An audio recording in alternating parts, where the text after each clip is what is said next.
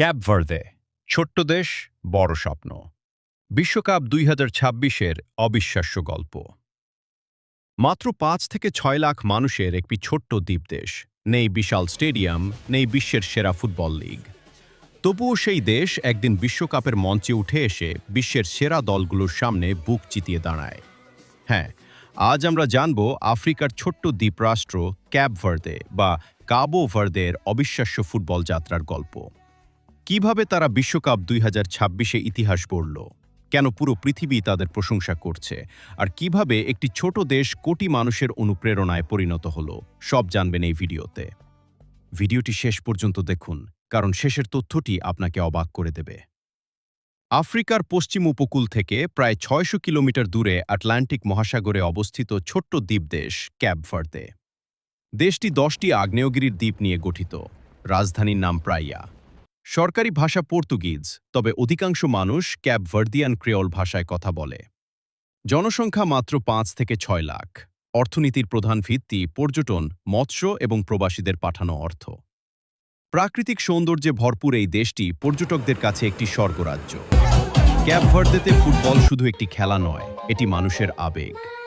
স্বাধীনতার পর দেশটি নিজেদের জাতীয় ফুটবল দল গঠন করে। শুরুতে তারা প্রায় সব বড় দলের কাছেই হেরে যেত। অর্থের অভাব, উন্নত প্রশিক্ষণ কেন্দ্রের অভাব এবং আন্তর্জাতিক অভিজ্ঞতা না থাকলেও তারা কখনো হাল ছাড়েনি। দেশের তরুণরা ছোট ছোট মাঠে খেলেই বড় স্বপ্ন দেখতে শুরু করে। ধীরে ধীরে ইউরোপের বিভিন্ন ক্লাবে ক্যাপ ভার্দের ফুটবলাররা সুযোগ পেতে থাকেন। এটাই বদলে দেয় দেশটির ফুটবলের ভবিষ্যৎ। ২০২৬ সালের বিশ্বকাপে প্রথমবারের মতো ৪৮টি দল অংশ নেওয়ার সুযোগ পায়। এই পরিবর্তনের ফলে আফ্রিকার আরও বেশি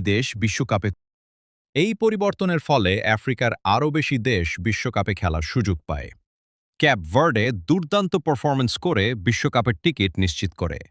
পুরো দেশ আনন্দে উৎসব শুরু করে। রাস্তাঘাটে হাজার হাজার মানুষ পতাকা হাতে নেচে গেয়ে উদযাপন করে। এটি ছিল দেশটির ইতিহাসের সবচেয়ে বড় ক্রীড়া অর্জন। বিশ্বকাপ শুরু হওয়ার আগে অনেকেই বলেছিল ক্যাপ ভার্দে শুধু অংশ নিতেই এসেছে, কিন্তু মাঠে নেমে তারা সবাইকে ভুল প্রমাণ করে। প্রতিটি ম্যাচে দুর্দান্ত রক্ষণভাগ, দ্রুত আক্রমণ এবং অসাধারণ টিমওয়ার্ক দেখিয়ে তারা শক্তিশালী প্রতিপক্ষদের বিপক্ষে দারুণ লড়াই করে। বিশ্বের সংবাদ মাধ্যম তাদের ডার্ক হর্স বলতে শুরু করে। ফুটবল বিশ্লেষকেরা বলেন, এই দলটি শুধু খেলছে না, ইতিহাস লিখছে। নকআউট পর্বে তাদের প্রতিপক্ষ ছিল বর্তমান বিশ্ব চ্যাম্পিয়ন আর্জেন্টিনা। বিশ্বের সবাই ধরেই নিয়েছিল ম্যাচটি সহজ হবে। কিন্তু ক্যাপ ভার্দে শুরু থেকেই আক্রমণাত্মক ফুটবল খেলতে থাকে। তারা আর্জেন্টিনাকে একের পর এক কঠিন চ্যালেঞ্জের মুখে ফেলে। শেষ পর্যন্ত অর্জন করে ম্যাচ শেষে দর্শকেরা দাঁড়িয়ে করতালি দেয়। ফুটবল বিশ্ব বুঝে যায়, ছোট দেশ মানেই ছোট শক্তি নয়। আজ ক্যাপ ভার্দের হাজার হাজার শিশু নতুন স্বপ্ন দেখছে। তারা বিশ্বাস করে একদিন তারাও বিশ্বকাপে খেলবে। এই ছোট্ট দেশের গল্প আমাদের শেখায়, স্বপ্ন যদি বড় হয় তাহলে দেশের আকার কোনো বাধা নয়। পরিশ্রম, আত্মবিশ্বাস আর সাহস থাকলে অসম্ভবও সম্ভব হয়ে যায়। ক্যাপ ভার্দে শুধু একটি ফুটবল দল নয়, এটি আশা, সংগ্রাম এবং সাহসের প্রতীক।